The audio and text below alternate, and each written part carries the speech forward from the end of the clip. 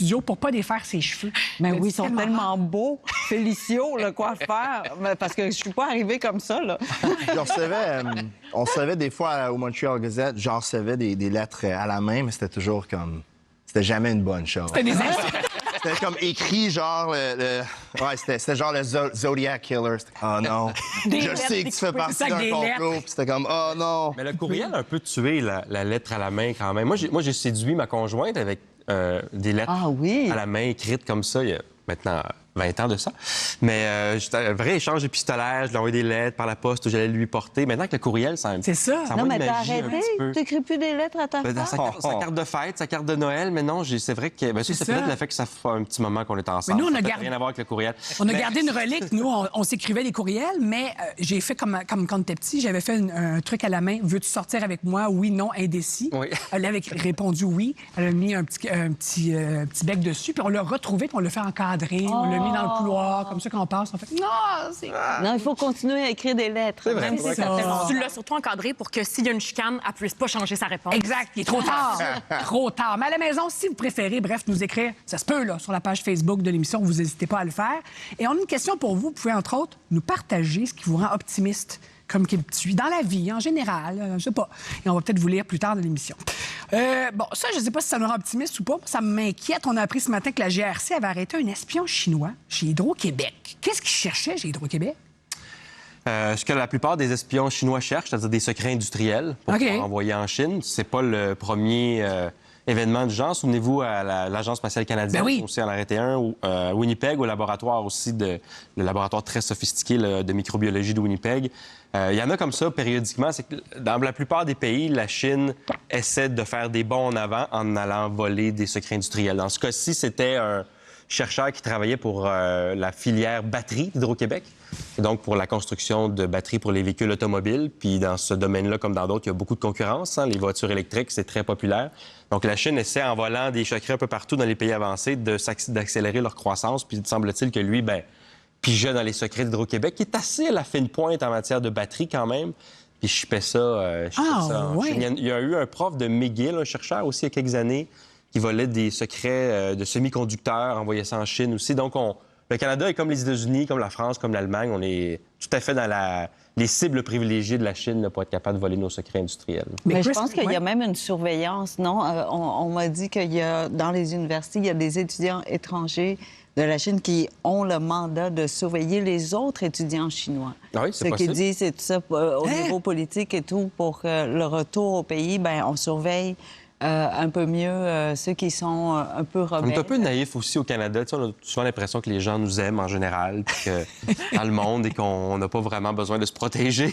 Fabien est un espion, hein, je pense. Oui, tout à fait, mais je me demandais, est-ce qu'ils surveillent aussi toute la gestion des chantiers puis des travaux routiers? Ils doivent espionner là aussi pour voir quoi ne pas faire. Il y a peut-être moins à apprendre ici sur la science des cônes oranges. Peut-être que ce n'est pas un bon exemple. Non. Mais Chris, qu'est-ce que tu fais, mettons, que tu apprends que ton collègue, là, celui qui réchauffe son saumon au micro-ondes à toi et midi à côté de toi, cafétéria, est un espion? Premièrement, je me demande, OK, comment ils vont te payer? Est-ce qu'ils te payent en bitcoin? Est-ce que c'est beaucoup d'argent? Parce que, regarde, là, on a des décisions, là, un moment donné, là. On a une famille à nourrir puis des Ferrari à acheter. Je ne sais pas ce que je ferais, vraiment. J'imagine que Premièrement, tu sais, il n'y a rien de prouvé, il n'a pas été condamné. J'aimerais vraiment voir le processus que les autorités canadiennes se sont servies pour arriver à cette conclusion. Je pense que c'est super important. Mais en même temps, c'est comme dans les habitudes de la Chine, d'aller figer dans les secrets. On ne se le cachera pas. C'est un gouvernement qui essaie de prendre de plus en plus les avantages qu'ils peuvent prendre dans l'international. Là où ils voient que les États-Unis, je pense, sont un peu moins impliqués, genre en Afrique ou dans le Moyen-Orient. La Chine rentre pour faire de l'influence. Tout ça pour dire, je pense pas que je le saoulerais. Il faudrait vraiment qu'il me fasse un offre. Là. Je voudrais voir un peu ça se fait. J'aurais quoi à gagner pour devenir prêt? Tu pourrais l'échanger en disant « Arrête de faire cuire ton saumon dans le micro-ondes. » Parce que ça sent partout dans le bureau. Puis en échange, je te dénonce pas à la police. Bon, mais en même temps, c'est pas nouveau, l'espionnage industriel. Ça a toujours existé, même... Bon, en tout cas, depuis, surtout pendant la guerre l'Est et l'Ouest. Ah oui, bien sûr. L'espionnage. Juste l'équipement de hockey, genre, qui se fait genre à Nike, Bauer, whatever, ils signent les ingénieurs qui travaillent là-bas, ils n'ont pas le droit d'aller aux compétiteurs après tant de nombre d'années. Ouais. Tu as des NDA à signer. L'espionnage industriel, tant qu'il y a eu des industries, il y a eu de l'espionnage industriel, mais je pense que... En tout cas, apparemment, on est dans les nouvelles. Tu sais, c'est vraiment excitant des fois. Hey, on est dans les nouvelles! On est sur la map, la gang. Ils espionnent sur nous, là, on est importants. Si on écrit Ils notre espionnent secret dessus. industriel de façon manuscrite, On ce serait pourrait. peut-être plus dur à Oui, voler. c'est ça. On met ça dans un petit tiroir, Mais c'est là, dans un une bordel. petite l'air de filière. Ici, il y a des espions, des fois, qui viennent nous voler le monde à l'envers. Tout le monde en parle, les débatteurs sur nouveau. Tu sais, les gens veulent connaître la recette. Ils viennent prendre vos talents. Ils viennent prendre nos votre talents. recette. Exactement. Faut choquer. Sébastien, t'es peut-être trop gentil. On est Peut-être trop que t'as gentils. besoin de te choquer. Mais vous Exact. savez hein, que j'ai travaillé un petit peu comme espionne. Pardon? Attends un peu, Attends. Mais, wow, attends. Mais pourquoi c'est Vas-y. aussi étonnant que pas étonnant pantoute? Ben, dans le temps que j'étais avocate, je travaillais avec un projet très sensible politiquement là, parlant. Et donc, la documentation, on ne pouvait pas les échanger de façon normale.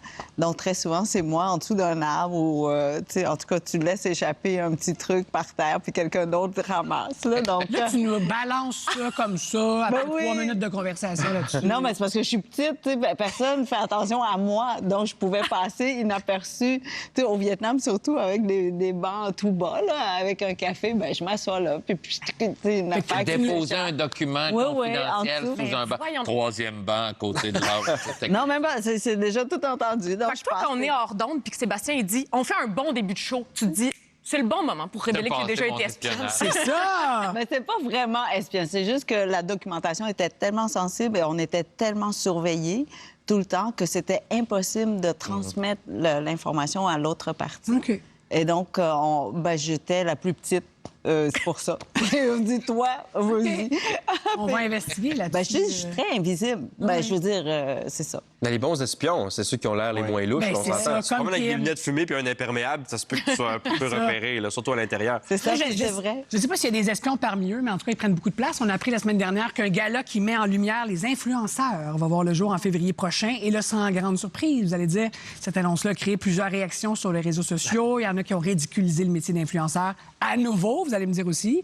Est-ce que c'est du snobisme, Rosalie, tu penses, de la part de ceux qui ont fait? Hey, moi, je Est-ce que toi, tu te considères comme enfin influenceuse? les célébrer? Ben non, mais c'est ça. Moi, je pense qu'il faut remettre en contexte ce qu'est un influenceur. Je pense que Fabien en est un, Kim en est une. Après, si on commence à vendre des thés amaigrissants, je sais pas à quel point ça mérite d'être célébré, mais... Ça. Moi, c'est le discours que je maintiens depuis le début. Il y a moyen de se servir d'une communauté en ligne pour créer quelque chose de beau, pour faire, pour partager des valeurs, pour que les gens puissent retrouver en eux. Mais je sais pas le prix est remis pourquoi. Le code promo sur lequel on a le plus cliqué, je sais pas. Il y a un peu de ça, mais c'est ça. Puis, tu sais, bon, évidemment, il y a toujours le truc. On faudrait plus appeler ça des créateurs de contenu. Encore faut-il qu'il y ait du contenu. Non, il y a une... C'est ça. Mais créateur de contenu, c'est intéressant parce que faut pas oublier que les influenceurs font tout seuls. Tu sais, quand ils gaffent, évidemment, ils le font tout seuls, mais quand ils réussissent, ils le font tout seuls. Ils font leur montage, ils se filment, ils apprennent à se débrouiller tout seuls, tandis que sur un show comme celui-là, par exemple, on a des équipes, il y a une réalisatrice, il y a des recherchistes qui nous aident à s'informer. Je me dis, si tu es tout seul puis que tu n'as pas d'avis extérieur pour te dire « Hey, peut-être que ça, c'est un terrain glissant, vas-y pas », j'imagine que c'est plus facile de commettre des impairs ou en tout cas de se mettre le pied dans la bouche puis de nuire un peu à la réputation. sont- Mais les vraiment agences tout de ça? pub, excuse-moi. Ah, désolée, mais je me demandais s'ils sont vraiment tout seuls ou il y a vraiment des gens qui les aident quand même autour, non, à tenir la caméra? Non, ne serait Ben moi, je nommerai pas, mais un directeur photo m'avait raconté l'histoire d'un influenceur qui devait parler. Ah, j'ai reçu un appareil photo, regardez. Mais il cherchait un directeur photo professionnel pour aller prendre les photos que l'influenceur prenait, donc pour éclairer sa chambre et tout ça, pour que ça ait l'air plus beau. Mais... Tu sais, les boîtes de pub, il y a toutes sortes de méritas là-dedans, il y a des prix là-dedans, puis je vois pas genre un problème avec un gala pour les influenceurs. Surtout quand tu penses à genre un journal ou une émission de télévision, qu'est-ce qu'on fait? Oui, il y a la section nouvelles, mais on vend des souliers, on vend des assurances, on vend des produits financiers. Puis, évidemment, ça vient un peu, la ligne devient un peu confuse Floue. avec les influenceurs, mais écoute, on habite dans un système très hyper capitaliste. Ouais. Après, on questionne aussi la pertinence des galas tout court. Tu sais, je pense au gala Québec Cinéma qui s'est fait complètement couper l'herbe sous le pied, qui célèbre quand même de l'art, puis des créateurs québécois qui font des œuvres ensemble. Si ça a plus lieu d'exister, pourquoi ça aurait lieu d'exister quelqu'un qui se prend en photo dans sa chambre, Mais justement? c'est peut-être aussi la place où on le diffuse. Probablement que le gala a encore sa place, mais puis je dis, moi, on s'entend, je serais pour qu'il y ait une place à la télé, hein, le gala du cinéma. Mais je veux dire, tu vas en région, il y a des galas de chambres de commerce. On félicite des entreprises innovantes, des choses comme ça. Fait que moi aussi, les influenceurs, je les vois parfois comme des créateurs de contenu, puis parfois comme des créateurs de sous-contenu. Mais maintenant, ça sera c'est quoi les catégories? C'est ça. Ils se le donnent sur quelle base? Même... Ce sera diffusé en ligne, en tout cas en février. Vous pourrez le voir sur le web. Ou pas. Puis il faut pas oublier que des créateurs de contenu futiles, il y en a dans les médias traditionnels aussi. Ben, exact. Il y en a en politique. Ça, c'en est tout un nouveau créateur de contenu. Ben, influenceur, disons ça comme ça. Jeudi dernier, Marc Tanguay a été nommé chef intérimaire du Parti libéral du Québec suite à la démission aussi de Dominique Anglade. Et là, par intérim, on parle de combien de temps? Ça va être long. Ça peut être long. Ça va être long. Ça peut aller de quelques mois à quelques années. Puis je miserais sur quelques années, probablement. Ah ouais, à ce point-là? Oui, 2 ans peut-être d'intérim avant d'avoir un nouveau chef au Parti libéral du Québec. D'abord parce que c'est à leur avantage d'attendre un peu plus longtemps. Plus tu attends longtemps, plus tu as de chances d'avoir des candidats extérieurs qui viennent dans la course à la direction. Si tu fais ça vite, c'est ceux qui sont déjà en place comme députés qui ont le plus de chances de gagner. Ou d'attendre que la CAQ fasse une bourde peut-être et que quelqu'un cherche une nouvelle maison. Ouais, ils ont déjà essayé ça. Dominique Anglade qui était à la CAQ avant. Ça ne peut pas dire que ça a particulièrement bien fonctionné. Non, je pense qu'ils ont besoin d'avoir, au contraire, un vrai débat d'idées pour la première fois depuis très longtemps. Et pour ça, c'est mieux d'amener de l'oxygène au parti, d'avoir des gens de l'extérieur, soit des gens qui sont au fédéral, par exemple, ou qui sont pas du tout en politique, qui ont le goût d'amener brasser des idées. Si tu prends le choix évident, Dominique Anglade était la choix évidente à l'époque, vice-première ministre sous Philippe Couillard. Bien là, tu te coupes aussi de qu'est-ce que tu voudrais, à quoi tu voudrais que le Parti libéral ressemble. Je pense que les militants sont dus pour avoir un vrai choix. Puis plus tu attends, plus tu as de chances d'avoir des gens qui s'organisent, qui ont le temps de recruter des candidats, d'avoir un peu plus d'ascendant sur les militants. Donc, moi, je pense qu'ils ont avantage à faire une course qui va prendre du temps. Puis je pense que c'est là-dessus qu'ils se dirigent aussi. Puis on pourrait compter sur qui? Tu sais, je sais que Marois Rizki a été approchée. Elle est en mode famille. Elle vient d'avoir un enfant. Denis Coderre a dit non. Denis Coderre a dit non. Après sa énième tentative de redevenir maire de Montréal. Mais Denis Coderre a dit non. C'est tellement rare qu'on entend ça. Oui, je suis étonnée. Je pense que chez les députés actuels, André Fortin va y aller. La dernière fois, il avait renoncé parce que ses enfants étaient encore très jeunes. Le gars des colocs? Non, lui, il ne peut pas vraiment se présenter. Non, André Fortin, le député de l'Outaouais, dans Pontiac. Mon chef Déragi, probablement, va y aller aussi, député, lui, sur l'île de Montréal. Puis peut-être à l'extérieur, il y a des députés libéraux fédéraux, Joël Lightbound à Québec, qui réfléchit. Certains demandent si Alain Reyes pourrait être intéressé, qui est au fédéral, devenu indépendant depuis que Pierre Poilievre est à la tête du Parti conservateur. Donc, puis il y a certainement des noms qu'on n'a pas entendus, qui vont peut-être se manifester.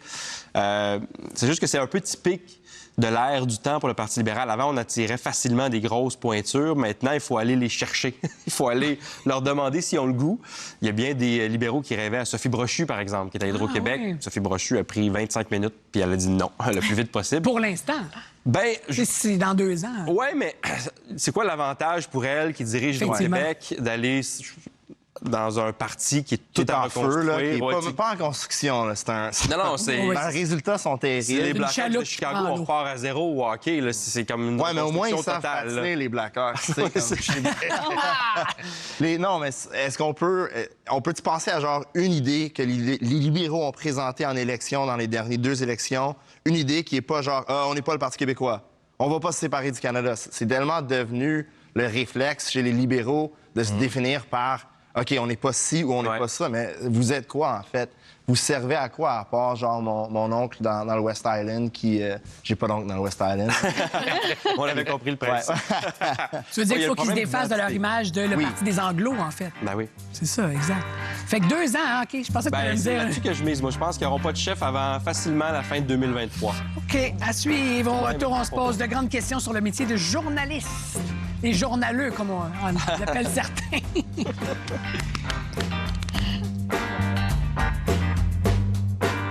perfectionner. Coach de voix et de diction. Je viens de commencer ça, là. C'est en formation continue à Radio-Canada qui m'offre ça avec quelqu'un qui travaille en théâtre.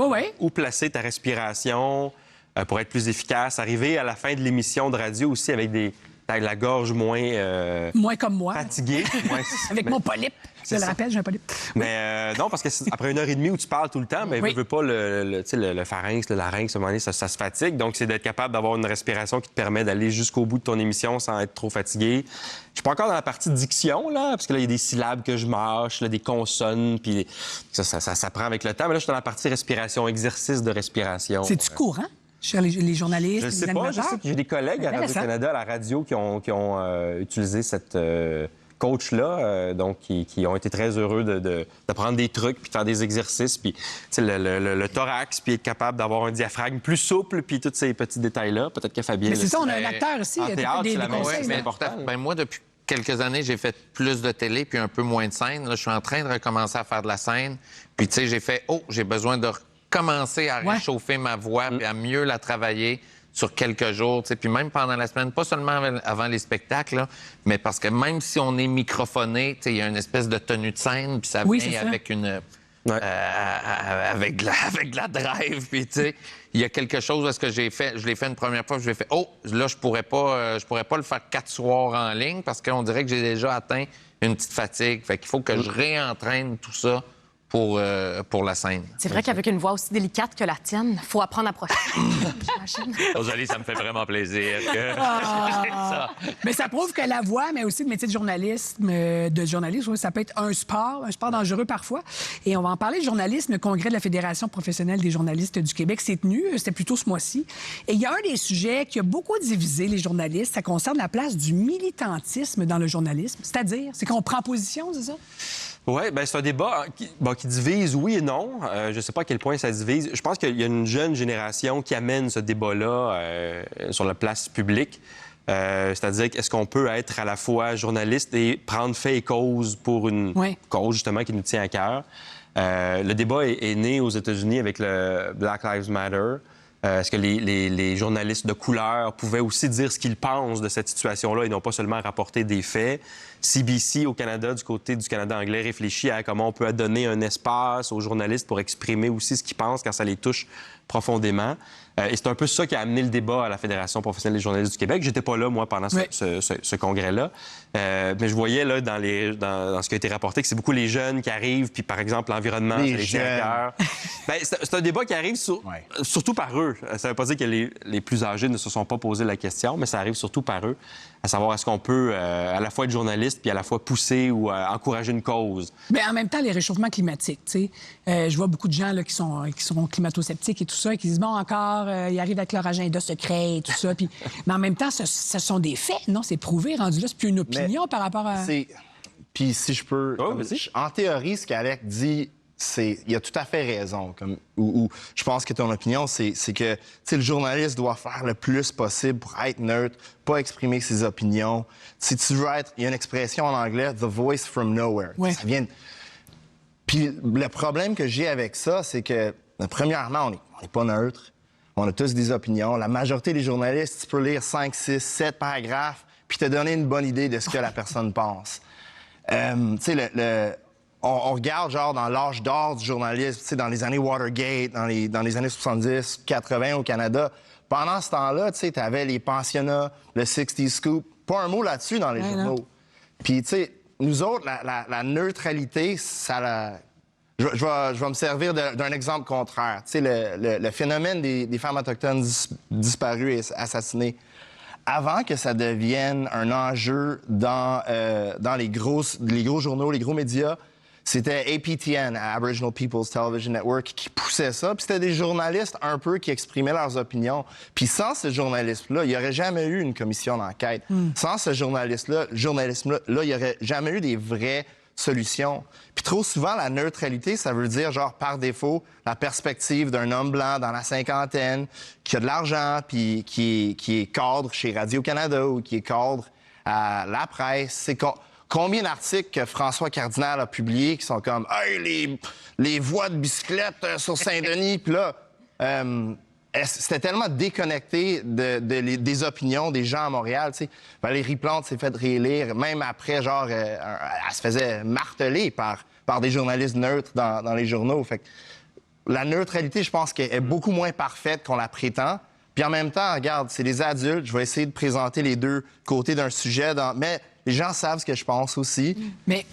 Non, mais j'allais dire... Excuse-moi, j'ai parlé pendant comme... Non, mais est-ce que la neutralité... tu sais, je pense à, mettons, la crise du logement en ce moment. Il y a combien d'articles qui sont écrits chaque semaine là-dessus? Mais dès qu'un journaliste est lui-même locataire, propriétaire, qui paye une hypothèque, qui est peut-être même propriétaire d'un immeuble, foyer locatif et tout ça, donc déjà là, t'es biaisé. Non, ça se peut pas qu'il y ait la neutralité. C'est quasi impossible. C'est pas possible. Et l'exemple que je donne souvent, là, ça dépend à qui tu donnes le micro ou quels sont les faits qui t'intéressent. Tu faisais le choix du sujet lui-même. Ben oui, dans une guerre, là, si tu interviews, par exemple, si tu donnes le micro à ceux qui se battent du camp gauche et puis après ça, l'autre journaliste, c'est du camp droit. Tout le monde a raison. Le problème ici, c'est que tout le monde a raison. Et je pensais que le journalisme, c'est plutôt de représenter le plus possible de voix, le plus de voix possible. Mais évidemment, en même temps, chacun, on doit présenter aussi l'angle qu'on a. Et sinon... Tout le temps, tu penses? C'est impossible pour une personne ou un journal ou un journaliste d'avoir une vue 360. Et donc, c'est pour ça qu'il faut que tu écoutes autant TV5 Monde que la BBC, que CNN. Parce Infowars. En même temps, très important. Je vais soulever un petit bémol. Là. Oui. Je vais peut-être vous surprendre avec mon opinion de jeune. Mais moi, je vois des jeunes autour de moi qui s'informent presque exclusivement sur les réseaux sociaux, sur Facebook, sur Instagram. Et donc, ils suivent des comptes qui leur transmettent de l'information qu'ils veulent avoir. Il y a déjà ce phénomène-là de la chambre à écouter. Évidemment, si on parle d'un sujet, d'une communauté qui est déjà ostracisée, d'une personnalité publique qui vit de l'intimidation, je pense qu'il faut faire preuve de discernement quand même. Mais je pense que c'est important quand même d'avoir un lieu neutre ou avoir de l'information qui n'est pas biaisée parce que, comme tu le disais, des fois, on lit un article avant même de le lire. Elle est toujours biaisée. Si tu vas juste à Montréal-Nord quand il y a une fusillade, les Blancs, genre, qui habitent pas à Montréal-Nord, vont penser que c'est juste ça, Montréal-Nord. Fait que, tu sais, en faisant ce choix-là, genre, on va mettre des ressources ici, puis on va pas les mettre ici, est finie ta neutralité. Nos salles de rédaction, en général, puis ça, du côté anglophone, là, Gazette, c'est une salle de rédaction super, super blanche, ne reflète pas la diversité dans notre société. Fait que la neutralité, par défaut, elle devient, genre, vraiment déconnectée de la réalité de la majorité des gens marginalisés. En tout cas, excuse-moi, là, je commence à... J'ai des opinions, clairement. On n'est pas neutre, là, en ce moment. Moi, je suis neutre. Moi, je me lève le matin, là, les deux pieds en même temps. On est toujours pas de neutre. gauche, pas de droite. Et voilà. Let's go. Plus tard à l'émission, bonne nouvelle, David Goudreau va venir nous rejoindre. Mais juste avant ça, on va voir un sujet palpitant après la pause. Et oui, je suis optimiste. C'est parce qu'on jase, justement, d'optimisme avec la plus optimiste des optimistes. C'est vrai que t'es optimiste. Et espagnol. Je suis pas mort. Je sais pas dans quelle marde tu t'es mis, mais tu sais ce que t'as à faire, puis fais.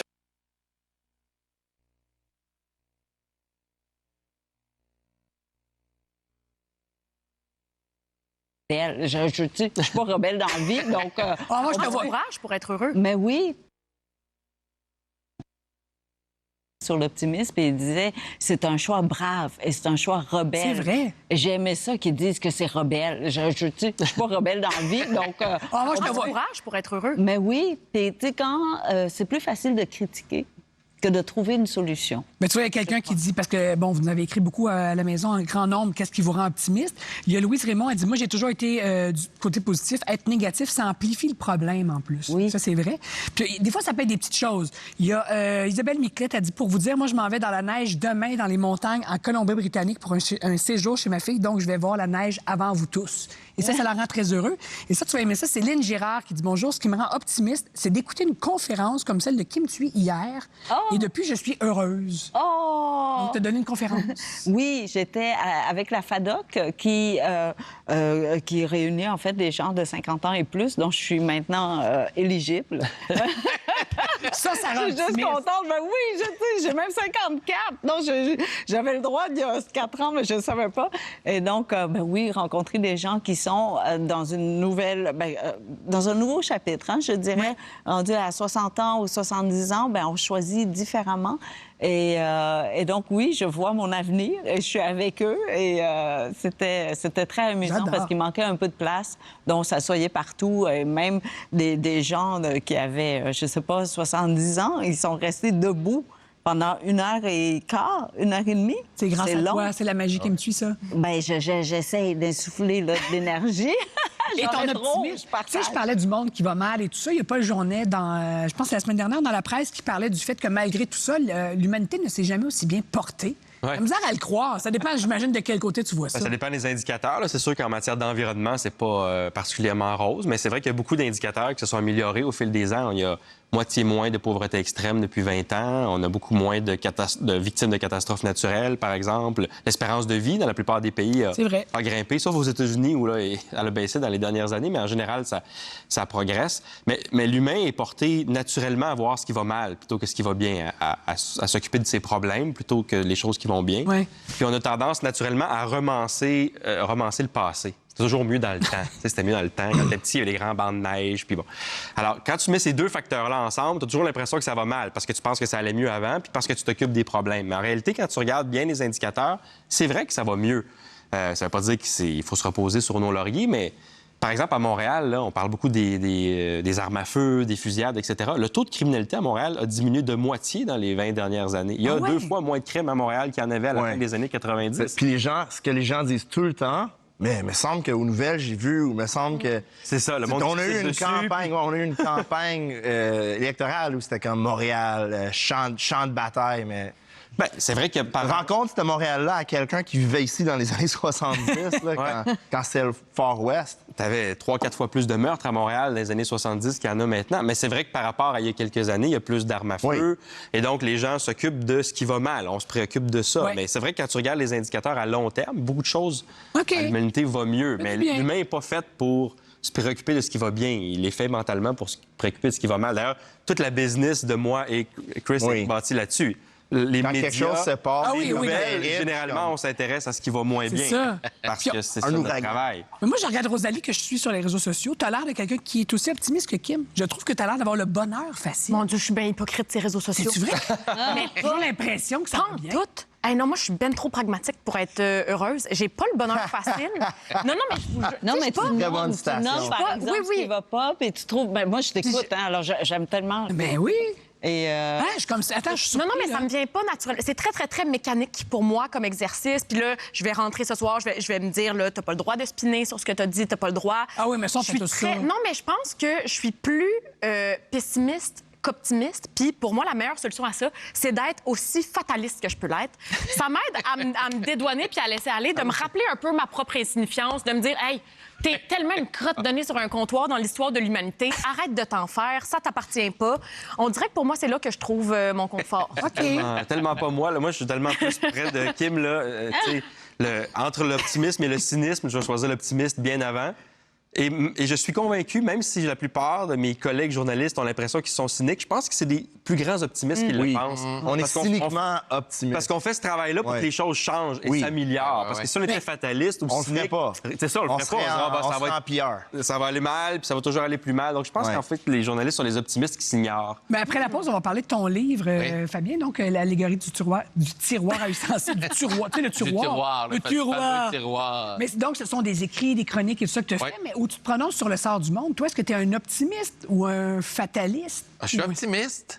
Mais dans mes écritures, je ne suis pas toujours. Parce que j'aime aller chercher les petites affaires qui ne marchent pas. Ou ceux qui ont vu tes pièces de théâtre. Oui, ou devenir un peu plus sombre, un peu plus chialeux que je le suis réellement dans la vie. Là. J'accepte plus de shaker mon confort que les personnages ou que le chroniqueur ou monologuiste que je peux être. Fait que c'est un personnage. Une petite partie. Bien, après la pause, on va aller faire un tour dans le tiroir ou le tiroir à ustensiles de Fabien Cloutier, justement. Eh bien, je suis vraiment surpris, pas autant que... Entre autres, il y a beaucoup de textes qui viennent de la radio. tu fais ton texte, puis c'est tout après, tu sais. Tu y repenses pas, tu passes au prochain. Là, toi, tu as eu la chance de revenir sur ce que tu avais écrit, ce que tu avais dit. Des moments où tu t'es dit, hey, je vais me rétracter pour celui-là, ou je dois changer des affaires. Des fois, des petites choses juste qui résonnaient moins ou des textes qu'on a tout simplement pas pris. Mais j'aime ça aussi de les réunir ensemble parce que, tu sais, on est dans une culture, tu sais, qui... On vient, on présente un morceau, disons, dans un gala, ça passe à la télé, ensuite, il y a un morceau qui sort sur Internet. Là, tu sais, c'est beaucoup de sujets, beaucoup d'affaires. Je trouve que ça laisse le temps aux gens aussi de le recevoir, puis d'en comparant les choses, de faire, c'est sûr qu'ils pensent pas tout à fait comme ça, ou d'avoir le temps d'être en contact avec l'auteur, avec le chroniqueur pendant plusieurs pages. C'est un peu la même raison aussi pour laquelle, tu sais, je fais de la scène, tu sais, puis que des fois, je fais, hey, là, j'ai envie d'être 1h30 de temps avec le public pour qu'ils me prennent au début, puis avoir le temps de bâtir quelque chose avec eux pour vrai, plutôt que sur 3, 4, 5 minutes.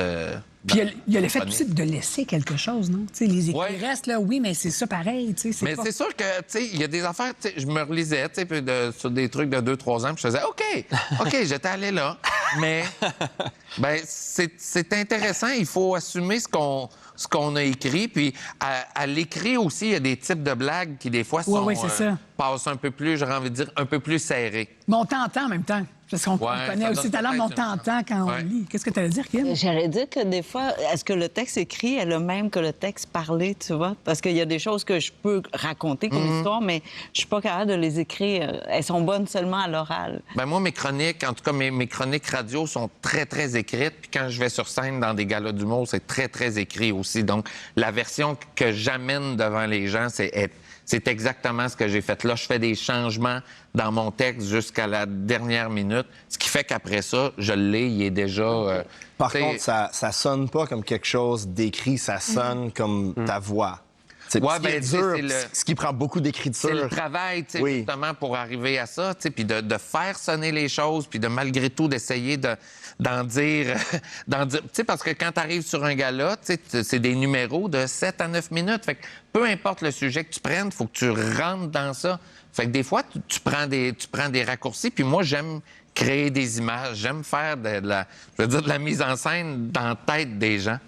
Alors, mais c'est même écrit, tu sens que c'est écrit à l'oral, hein, il y a quelque chose dans la disposition aussi, comme une petite phrase, c'est des petits morceaux, c'est ça qu'on t'entend. À un moment donné aussi, là, j'écrivais mes textes avant là, comme n'importe qui, là, puis en forme.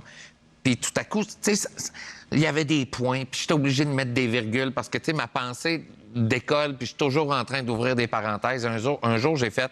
Je vais y aller plus dans le souffle. Je me suis débarrassé des points, des virgules, j'ai pu... Et là, ça m'a aussi beaucoup aidé. Puis presque tout ce que j'ai de la misère à pas écrire un courriel. C'est du slam, en fait. Il fait du slam, c'est ça. On va recevoir David Boudreau tantôt, on va y en parler. Mais ça sort jeudi, ça s'intitule L'allégorie du tiroir à ustensiles. Et mention spéciale aux illustrations aussi de Samuel Quentin, on n'en a pas parlé, mais qui t'a entre autres immortalisé avec une page. On s'en va là, on parlait d'être optimiste. Là, je suis moins sûr avec toutes les maladies respiratoires qui circulent, les urgences engorgées. J'ai le malheur de vous annoncer que le Collège des médecins recommande à nouveau le port du masque. Ça, est-ce que ça vous garde optimiste pareil? Ou... Ah, mon Dieu, Kim est plus sûr, là. Ah oui, mais j'ai des beaux masques que j'ai pas utilisés encore, donc c'est une bonne affaire. C'est tellement excitant. L'optimisme, voilà, j'ai trouvé l'optimisme. Bon côté des choses. Oui, c'est tout brodé, là, tout beau, puis je les ai reçus à la fin de la dernière vague. Donc, voilà, mon optimisme, c'est que ça sera pas gaspillé. C'est ça. Pour l'environnement, c'est bien, donc je vais les utiliser. Mais de nouveau. Qu'est-ce qui explique ça? C'est une recommandation, hein, on le rappelle. Pour l'instant, c'est pas obligatoire. Puis je pense pas que ça va devenir obligatoire non plus. Là, on n'est pas au début de la COVID, mais c'est d'essayer d'instaurer une étiquette, un peu comme on l'a en Asie, où quand on a des pics d'infection, de transmission de virus. Dans ce cas-ci, c'est pas tant la COVID actuellement qui circule. Oui, elle circule, mais c'est beaucoup d'autres virus respiratoires, la grippe, le virus respiratoire syncytial pour les jeunes, aussi les enfants qui circulent beaucoup. C'est pour diminuer la pression sur les hôpitaux, c'est de porter un masque quand on a des symptômes. Ça se fait en Asie couramment. C'est ça. Ici, on pensait que ça resterait peut-être avec la pandémie. En disant, les gens vont garder cette habitude-là.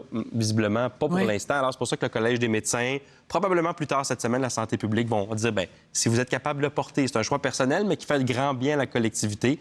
Fait que je pense qu'il y en a qui vont le porter, d'autres non, mais c'est un réflexe qu'on essaie d'inculquer ici, mais qui est difficile, parce que c'est pas dans notre culture. C'est ça. Alors, moi, j'ai porté un masque toute la journée à Radio-Canada parce que j'ai un petit rhume, une petite grippe, là, puis ma famille à la maison, ça souffre aussi. Mes Oui, enfants... ta fille, son otite, ça va bien? Oui, le titre de ma fille, ben, elle a eu une prescription, finalement, ça, après avoir... C'est ton fameux tweet qui m'a beaucoup fait rire. Vivant à Montérégie, vendredi, votre enfant a une urgence médicale, vous pouvez oublier la ligne 811 pédiatrique annoncée par Christian Dubé. La dame au téléphone a eu un petit rire en disant « ça fonctionne pas comme ça ». Mais choix l'urgence ou laisser ma fille en dire son otite. Je suis membre d'un groupe de médecine familiale. Il n'y avait pas de place. J'ai appelé à la ligne 811 qui disait « Ah ben non, vous savez, oui, Christian Dubé a annoncé ça, mais en Montérégie, on n'a pas le service. » Ah OK, super. Puis ensuite, ben là, tu regardes toutes les cliniques pédiatriques, c'est plein partout. Mais là, tu le sais que tu as fait un otite, on les connaît, nos enfants, là, à ce moment. Ben oui. À un moment donné, ça fait comme 3-4 jours, là, je suis passé le temps où je mets des gouttes de citron dans l'oreille. Là, c'est comme, ça me prend une prescription. Je fais quoi? Je vais où? Puis ça a été ça, la difficulté vendredi, pendant 4 heures, moi et ma blonde, on a cherché un endroit pour ma petite fille. Donc, ça n'a rien à voir avec le port du masque, mais tout ça pour dire qu'il y a des virus qui circulent, puis on essaie de réintroduire cette idée-là, mais je suis pas certain que ça va être très populaire. On verra. Mais... Je pense pas qu'on va avoir un Noël avec des masques, là. Ça serait étonnant, mais si on est capable, pendant les pics, de peut-être le porter les transports en commun, quand on est avec des gens... comme je le dis, moi, je l'ai porté au bureau toute la journée ou presque, parce que je peux pas donner ça à d'autres. Parfait. Ça revienne un Juste peu. à nous. Juste à nous. Non, t'es loin, regarde. On est loin. Après la pause, un bon ami de Kim Thuy, M. David Goudreau. Voilà. Qu'on snob Bob Dylan. Écoute, Highway 61 Revisited, un classique instantané, blonde on blonde, oui, mais il aurait pu faire plus. Bon. Il a réinventé la manière dont on regarde la musique folk, mais moi, si c'était moi, j'aurais fait mieux, tu sais. On est Viens de le lancer, c'était Le gars, il lit une chose à la TV, puis soudainement, tu sais, il connaît tout. Non, c'est la neutralité, Chris. Exactement. Bon, là, il n'est pas neutre. Là. La COP27, tiens, se poursuit. Là, on ne sera pas neutre. La conférence, on vous le rappelle, qui réunit les grands joueurs internationaux autour de la question des changements climatiques. Et parmi les questions qui divisent beaucoup en ce moment, on dirait qu'on parle que de ça, ce sont les pertes et dommages. Qu'est-ce que ce sont, les pertes et dommages? C'est un peu la troisième période de négociation qui a commencé déjà longtemps. C'est-à-dire que, grosso modo, pour résumer, là, c'est que les pays riches qui ont bâti leur croissance en émettant beaucoup d'émissions de gaz à effet de serre, énergie fossile, on fait en sorte que la plupart maintenant des problèmes environnementaux, les impacts des changements climatiques sont dans les pays pauvres, les pays du Sud. Alors l'objectif, c'est de rééquilibrer un peu tout ça. La première manche des 3 dont je parlais, c'était la reconnaissance que c'est les pays riches qui ont causé le problème. Et après plusieurs négociations, finalement, oui, les pays riches ont des cibles plus ambitieuses que les pays pauvres parce que c'est eux qui sont responsables de la majorité des émissions de gaz à effet de serre. La deuxième, c'est de créer un grand fonds d'adaptation au changement climatique, 100 milliards de dollars pour aider les pays pauvres à renforcer leurs infrastructures, compenser les problèmes que ça va causer. Et là, la troisième manche qu'on commence à négocier en Égypte, c'est de les compenser pour les catastrophes naturelles causées par les changements climatiques. Vous avez vu les inondations au Pakistan, les sécheresses en Afrique. Nous aussi, on en a des conséquences. Le Fiona, entre autres, les dômes de chaleur en Colombie-Britannique, mais c'est rien comparativement aux pays pauvres qui, eux, sont vraiment très touchés par les changements climatiques. Donc, ça serait que les pays riches compensent à chaque fois qu'il y a des grandes catastrophes pour aider les pays pauvres à s'en sortir.